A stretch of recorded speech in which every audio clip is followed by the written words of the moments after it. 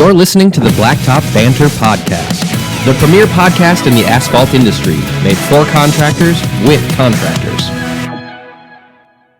Hey everybody, welcome back to another episode of Blacktop Banter.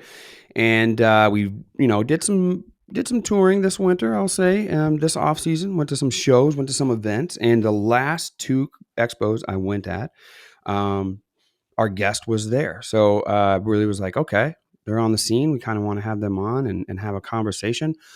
Mark Peach is the CEO at PittBos, and PittBos is a cloud-based estimating CRM and backlog platform. As the CEO of PittBos, Mark is leading the development of that cloud-based estimating platform. It's designed for paving contractors of any size. PittBos is a game changer for the asphalt paving industry as it streamlines the entire estimating process from the project discovery to proposal delivery, and it integrates with CRM and backlog management tools. Mark himself has over 15 years of experience in the construction sector, and he has a deep understanding of the challenges and opportunities facing paving contractors. He has successfully managed and grown multiple asphalt and concrete operations, overseeing the sales, production, quality, and safety. He also led the implementation of innovative technology and processes to improve efficiency, profitability, and customer satisfaction. His mission is to empower paving contractors with the best tools and solutions to optimize their business and achieve their goals. And as I said, man, we were both on the show floor at Pavex. We both got to see each other at World of Asphalt. It's been nice to kind of connect. I really, really appreciate you joining us today, Mark. Yeah, thank you, Marvin. I appreciate your time, and I'm really excited to tell a little bit about our company and a little bit about our Genesis story. So thanks for having me. Yeah, absolutely. We attend the events and the conferences and stuff in the off season, and of course, the callous hand contractor in us all, we want to see the equipment, we want to touch it, I'm thinking about what it's doing in the field, and then we get to another part, and there's a software lineup and different things, and I originally was always about the tools and the equipment and everything. But as your business scales and grows and you all of a sudden realize you need systems and processes and things to organize this thing to be efficient, all of a sudden you get interested in softwares and whatnot and how they develop. So I'm really excited to get into that conversation, but I would love for you to elaborate a little bit on yourself and how you have that background in our industry. Yeah, no, thanks. Thank you. Yeah, sure. I started out after college as an accountant for a mutual fund company. I did that for like a year and a half and realized I didn't want to sit behind the desk for the next 45 years. And a friend of mine was in construction management and said, "Hey, you'd be really good in as a PM or get involved in construction." And I interviewed around, and I got hired by a company, Aggregate Industries, which is now a Wholesome company. They've just recently rebranded, and unbeknownst to me, they were the largest producer of aggregates, asphalt, and concrete in the Boston market and in eastern Massachusetts. So I got I got to play right in the big leagues right away, which is really cool. Yeah. And my entry level job, my first job was importing liquid asphalt into Boston Harbor and doing the QC on that and distributing it to the plants. And then they were awesome to me too. The president at the time, Bob Peckham, who I ended up working for at two different companies, asked me, said, "You seem like a good young guy. We're going to take you a couple days a week and put you in different parts of the company." And then after 6 months, I said, "What'd you like?" And I said, "Contracting seems really cool. Like it's a good balance of time in the maybe I was wrong, but the time in the office, time in the field, and meeting people." And so I went into contracting, doing estimating, chasing paving jobs, and that's really where I got a taste of and learning the industry and how it works, and got trained on how that all works. And that was my first taste of estimating software and doing that. And as a young guy at the time, I was able to separate myself by really engaging with the software that we were using at the time. We were using B2W at the time. How long ago was that, Mark? How long ago do you think that was? So when you really started using softwares and whatnot on the contracting side? 03, 04, 05. Yeah, so you were early, man. So you were kind of one of the forebearers of this is how we use it and how we integrate it into what we do. Yeah, and I was just at a perfect age to really absorb it and like take the advantage of it and like start sinking in and finding all the features that it had Mm, versus like the other guys were just kind of getting going through the motions with it. So yeah, it was pretty cool. yeah. And yeah, so then I got promoted in my late 20s to be the manager of the sales manager of the contracting division, and then I started, having people work for me and learning how to be a manager, which was a shocking Yeah, that's experience. an experience. Yeah, I was 28 and I had guys that were older than my parents, like Yeah, working for me, and those guys did not want to hear a 28-year-old telling them what to do. yeah. Um, and so started getting management experience, and then did pretty good with that. And then, like I said, the vice president had left that company and went to a family-owned business in our market called Hmm. Benevento uh, Companies, and they owned asphalt plants, quarries, sand Mm. pits, concrete business. And he kind of recruited me to come over there, and I started out as general manager of the asphalt division, and then they became general manager of the concrete division when someone left, and I had no idea about concrete. I was always on the dark side of it, Yeah. and then I got to learn concrete, which was great. We built a brand new GenCore asphalt plant. We converted a batch plant to a converter, converter 400 ton per hour. Um, Wow. Plant. I got to be, negotiate the pricing and plan the project and go down to GenCore school and learn. And this is all stuff that I had no experience with, but it Crazy, was, man. yeah, it was such a great experience. I learned so much from my time there, and that's kind of where PittBos, like some of the ideas started to happen, where we had a line out the door every day. We had this little batch plant. The location of that Benevento asphalt plant is the best in the state. It sits between all the highways. It's 20 minutes to Boston, Hmm. and they just had this little batch plant. And um, the we had a line out the door, 20, 30, 40 trucks deep every morning. You'd roll in at 6:30 and there'd be 30, 40 trucks waiting. And I was like, there's got to be a way to organize this and do something Yeah. differently. And on a trip to Disney with my family, I was using, this is like 2014, 15, 16, somewhere in there. And they were using the fast passes at the park. And I'm like, why can't we do something like this for contractors where they can like say, all right, at 10 a.m., I want to be on the fast lane. But if I just pull in unannounced, I'm going to wait. And so that was like the first idea. And I would actually like built out some sketches and actually a prototype. And, and Of then I of like software? You built a of prototype software. software? Mm, Dang, dude. it was Dang, dude. very basic. I was gonna say you dove in everywhere. You like yeah, every aspect of whatever we can do. Mark's like, yeah, I'll just jump in it. Oh yeah, I'll write code. Sure. Let me see what I can Yeah, do here. yeah, Crazy, man. yeah. No, definitely. And So I that's what they presented it. did. You had them line up like in your mind. You were like, I'm just going to have them either be in the shoot at the right time, or they're just going to be there and arrive, and they get it when they get it. Yeah, exactly. Wow. Yeah, yeah. And so that really didn't catch fire or anything. Like I presented it to the owner, like, hey, this is like I have this idea, and we had just put up 5 silos, and he's like, we'll see how that goes before we like do something else. So it kind of fizzled. And then just the, you know, uh, then I kind of got back into my roots about estimating and just talking to all the customers, FOB customers there. You just realize those guys are still on pen and paper, and Yep. they like the big estimating softwares are really designed for heavy highway construction at this point, Yep. and they're costly and not difficult to use, but complex. Yeah. Um, That's always been the hiccup for me. Is like, I love like when people are like, hey, we're going to demo it. We want you to see it.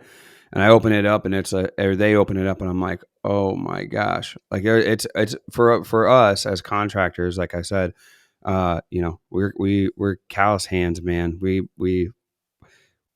that's not our forte. So like when we open it up, if it's complicated right away, it's like you just want to shut the box back down. You're like, yeah, I'll just stick to the pen and paper. Yeah, exactly. And I get that. It's like it works. It's comfortable, right? You've done it Yeah, forever, and yeah, it's your program. It works for you. right. Yeah. Do you guys use anything We right now? do. Yeah, we Yeah. do. Yeah, Yeah. yeah. But we just had to. You know, you Yeah. get to where like you can't do that. It's not efficient enough at some point, and if you're ever, it's unscalable, right? Mm, So like that's what you try to do is like you for me anyways, you try to grow your business, and like it should be growing. If you're doing everything correctly, it should just be growing. Whether you're goal oriented in it, growing to a certain size or not, if you're doing it healthily, like if I have a son, if I'm feeding him correctly, he's going to grow. Like that's all yeah. there is Right. to it. And as he gets to be adult and he matures, if I'm feeding him the right information and the right influence correctly, he's going to grow, right? Whether it's mentally or spiritually or whatever. That's kind of like what we do with our softwares and whatnot. As your business grows, you find a better way to do it, right? And Right. that's kind of what we did. You just can't do it. But the the less intimidating softwares are easy for you to get into, right? It's like playing Yeah. I run now, ironically, which I never thought I would.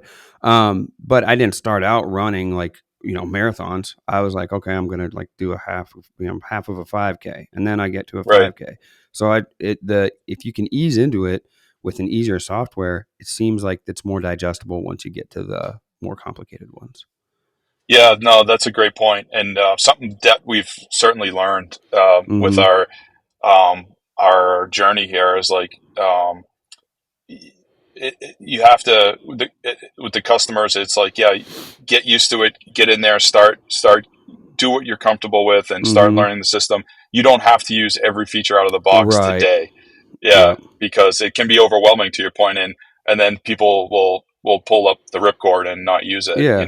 Yeah. Even Yeah. the ones that we use now, like I might only use a few features, and it might have 12 features. I don't know how many features it has, but I know this is what I use it for. This is what I need it for. So that's what I'm going to use about it, and it makes it Yeah. nice when you can pick and choose and not have to include everything too. Yeah, definitely. And one thing that we're seeing too, and like I'm 45 years old, Mm-hmm. and I'm in this unique generation, perspectively, be from I grew up without technology, but I Mm-hmm. didn't have a cell phone until I was 21 and just getting out of college, Yep. and and but I understand how the old fashioned way of things worked Yeah. because I grew up in it, Yeah. but I was young enough to pick up the tech because it was changing in the late 90s and early 2000s when I was in Right. my teens and 20s. So I have this, I appreciate it, this to understand both aspects, the Yep. technology, young generation, and the older. For sure. So I think that helps me when I'm talking to contractors Mm-hmm. that are trying to transition into tech, or the older generation is handing off the baton to the younger generation, Mm-hmm. and how both sides think. Yeah. Um, and we're seeing it like, 45, that's the time, 35 to 45, these guys start to become empowered at these companies. Either True. they started their own and it's being really successful, or they've grown and they're becoming managers. And the guys my age and younger, I think, are going to really want and adopt more technology. Mm. So I think the timing for what we're doing is, Yeah. fairly good. Yeah. Yeah. I think so too. I think in the generations going forward, like my boy Eli, he works in the business from time to time with me and whatnot, and he's way ahead of me already in tech, right? And he's a teenager. Uh, Yeah. as we get going here, it's going to be more adapted and more going. But to be honest with you, there's a lot of stories in our industry where the people who adapted tech first had a distinct advantage and really leaped out in front of a lot of other companies. So there's something to be said for that of yes, you can be comfortable in your old ways, but if there's a younger, more sharper, more willing person that's going to adapt, they're going to grab an advantage over you in your business. Yeah. No doubt. Yeah. We had one guy, just started his business last year, and he's like, and he signed up with us, and we gave him like a good discount. We're like, hey, you're just getting going. Like, hey, Mm-hmm. so are we, but we want to grow with you. And he told me, he's like, his competitors were saying, how are you getting these professional quotes out so fast? And he's like, it really helped me my first year keep Mm-hmm. things organized and scale and Mm-hmm. be faster and do things easier. So, Yeah. I think There's no change for him. He started with it. You know what I mean? Yep. There's not a big hard transition. I'm incredibly proud of the Blacktop Banter Edition seal coating unit, produced in partnership with KM International and available in both 550 and 700 gallon versions. Custom built on the same frame as their bulletproof hot boxes, I work closely with KM to design what I believe is the best seal coating unit on the market, a unit designed by a contractor for contractors. Learn more about the unit and to see a walkthrough of the entire unit by visiting kminternational.com. In my opinion, Dynapac CC900G roller is the best roller on the market for driveway and small parking lot paving contractors. The seismic technology in these rollers is unbeatable for the smoothness and compaction they provide, and I'd choose the Dynapac CC900G over the little yellow roller that you're used to seeing every single time. But don't just take my word for it. Check them out in person at Pavex and World of Asphalt, or visit Dynapac.com to find a dealer near you. Hey Blacktop Banter fans, this is Michael with Aquaphalt. Say goodbye to potholes and roadway damage without the need for large crews, heavy equipment, or toxic chemicals.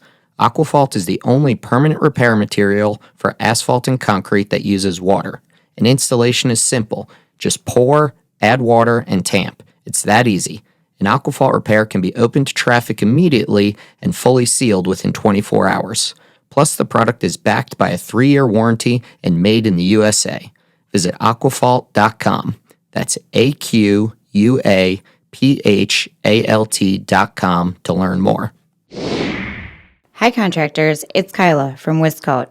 We use Stencil Plus for all of our pavement marking stencils. Alphabet letters, numbers, directional arrows, handicap markings, you name it. We use it and we get it all from Stencil Plus.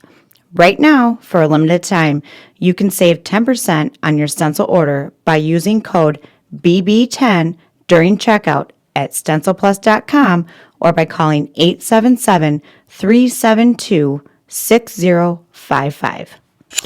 Go in a little bit into detail about what PittBos does, and you talked a little bit about the customer's response already, but maybe you can talk a little bit more about it after you let us know what PittBos actually does. Yeah, for sure. So it's you can create the opportunities as they come in, like list the projects out and distribute that information to your sales reps instantaneously. If someone takes in a call, it tells them what project they've been assigned to. You build out a library of your labor and equipment and your costs, and then you can package those into bid item templates. Oh, cool. Yeah. And so when you go to start a quote, you can just grab the fine grading, grab the binder, grab the top, grab the line stripe big seal coating, and it's all packaged up. Then you just have to apply the quantities and set your productions, and it generates the pricing and sends so out you're the able quotes. to see that. You're able to job cost in the software right away when you're putting the quote together. So therefore, the sales reps aren't like having to get down on pen and paper, go through all of it, figure out all the square footages, do all that stuff, and then figure out the margin over the cost and everything. It does that for you. Does that for you. Oh, cool. Yeah, and you can set ownership can set margin levels in the settings, and lock those down. And you can have approval processes and stuff that are in there. Oh, cool. If it exceeds a certain level, it has a takeoff software for like Google Maps area takeoffs. Oh, okay. Yeah, so that's embedded, and you can attach those images to the quotes and things like that. And then once you send out the quote, it gets pushed into, like, we call it a light CRM. It's not a CRM platform, but it has CRM features where it goes into the sales section, where in there you can do all your follow-up work. You can email your customers, text them, change the statuses. So from like you sent it, and then you can mark it chasing once you've made a follow-up call. And then you can make notes about those discussions, so you never lose track of what's going on with the project, and then set reminders to follow up with the customer and things like that. Oh, okay. And then we've got some really cool features in there for like heat maps and stuff like that, so you can visualize all your jobs and like where they stand, and one loss reports and things like that. Man. It's and then the next level down is when you win it, it goes to your backlog. And in Okay. your backlog, you can schedule the job. It's a work order, and invoice it when you're done. Um, so it's everything from the phone ringing all the way to the proposal leaving, Hmm. the invoice leaving the system. Does So the I have a question. Does the yeah, so once the invoice comes in and is completed, then it gets marked on there too, and then we're able to see that there. yeah, yeah, Okay, okay, yeah, okay. yeah. Cool. And we just added the scheduling features last week, and we're pretty excited about it. One thing that's really nice is so you can share their schedule with your crew or your foreman, and they can click on it, get all the details, and then actually call the customer, get a Google map, email the customer, like all that stuff, Hmm. just from the clicking on the button. So it's really a communication tool as well, like Mm-hmm. internally. And I know probably from doing it in the past before the software that you have, like it was the same data being entered like every step of the way, Yep. and now it's just it's entered at the estimate level the first time, and then it's just pushed along the process. Yeah. Yeah. Which is Yeah, nice because that's what we. What's the old saying, Mark? Time is money, right? yeah, So we're exactly. spending more time doing it. That's just where like the efficiency came in. Whereas like I might get back at the end of the day, and then I got 3 hours of handwriting or putting things. Even in like the older software, you'd have to re-enter it. You know what I mean? In there again and Yeah, again and again and again. So it's nice to have that feature going forward. What yeah. what's the customer response been like so far with the guys that have used it? Really strong. The early days, you launch an MVP, and they list all the things that you're going to build. But so we had some early adopters that have been great working with us, and then now more recently, the customers are a lot of customers came up to me at the show and were like, "Hey, we're Mm-hmm. we're loving the software. It's saving us Mm. so much time." And just keeping everything organized for us. And we're not perfect. We have a lot of features left to go, but the comment that we hear a lot is our customer service. Like, we're super responsive, super Mm-hmm. flexible. We always getting back. We have a great customer service manager for our company, Devin Yeah. Coviello. She's all over the customer. So and I think we're a small, scrappy company, and Yeah. it's me, it's my life, and so we're just super, uh, responsive and try Yeah. to give the best service we can. I think the one thing about that, right, is that a lot of times where we are, even with my asphalt company, people choose us because they know that we're a small company. I'm involved. They're going to get good response. They're going to get great quality. Like we need it and want it to be a successful collaboration between us and our customers. You get that at a smaller scale with companies like yours, where you're involved and they're starting out. But the big thing in our industry, which has changed too over time, is the collaboration between customer and company is like at an all-time high. So if there's what I've noticed, and I have a friend that has been digging into PittBos and whatnot, and he was just like, and dude, anything I suggest or talk about or do or whatever, they're responsive to me.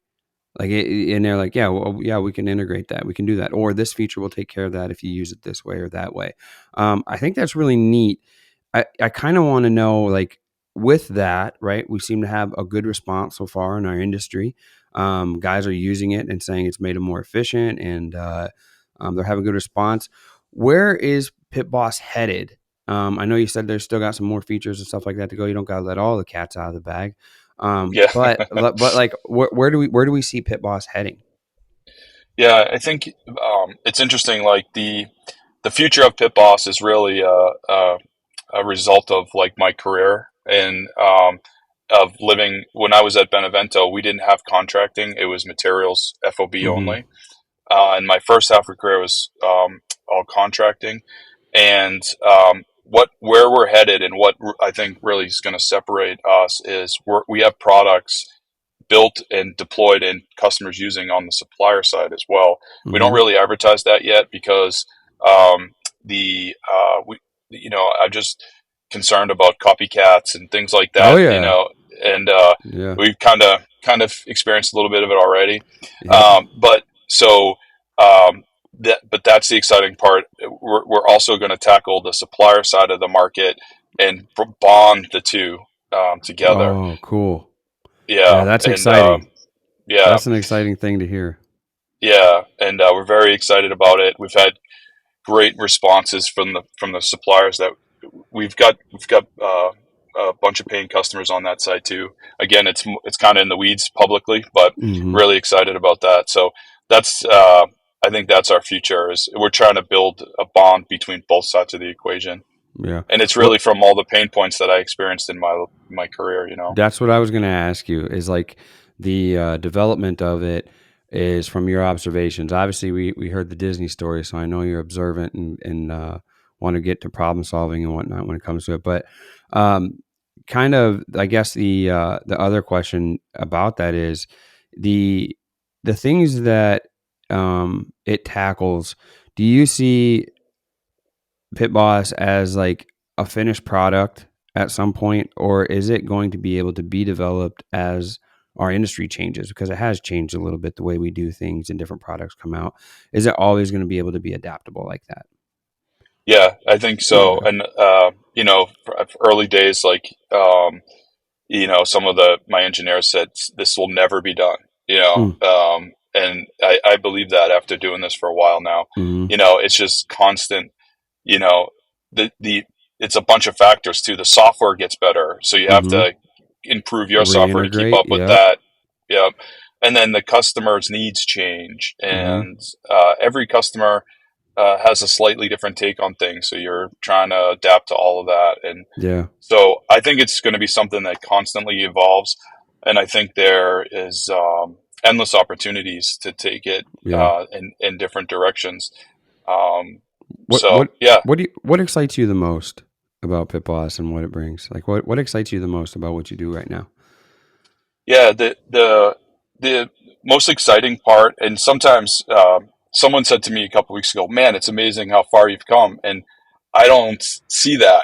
Like I'm looking at the top of the peak of the mountain. I never look back, you know. Right. And so every once in a while, like he said that, and I took a step back in my mind, and I was like, man, you know, we've done a lot, and Mm. you built something out of thin air that people are paying for. Yeah. So that's really rewarding when you stop and think about it, which I don't do Yeah. often. Yeah. Um, the exciting part is trying to change the industry in a better way. Like Mm-hmm.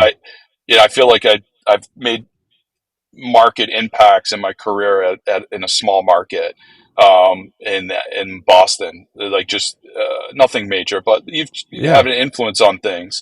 And now trying to change it across the country is Yeah. exciting. You know, I like that. That's the Yeah. stuff that gets me going. Cool.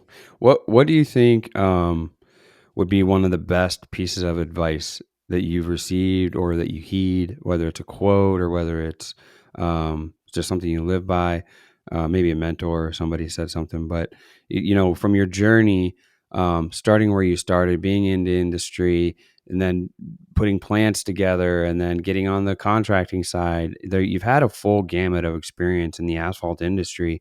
What would be a good piece of advice that's held true through all that journey?